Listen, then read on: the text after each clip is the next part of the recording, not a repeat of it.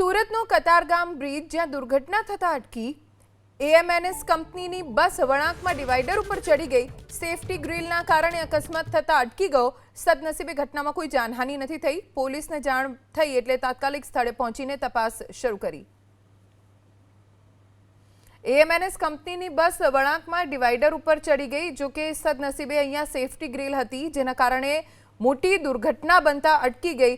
જો બસની સ્પીડ થોડીક વધુ હોત અને સેફટી ગ્રીલને પણ કુદાવી ગઈ હોત બસ તો બસમાં સવાર લોકો પણ ઈજાગ્રસ્ત થાત અને નીચેથી પસાર થતા લોકો પણ અકસ્માતનો ભોગ બનત।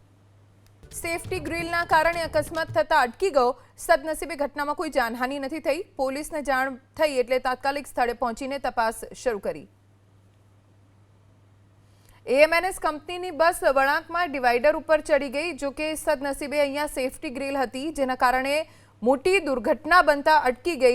જો બસની સ્પીડ થોડીક વધુ હોત અને સેફટી ગ્રીલને પણ કુદાવી ગઈ હોત બસ તો બસમાં સવાર લોકો પણ ઈજાગ્રસ્ત થાત અને નીચેથી પસાર થતા લોકો પણ અકસ્માતનો ભોગ બનત।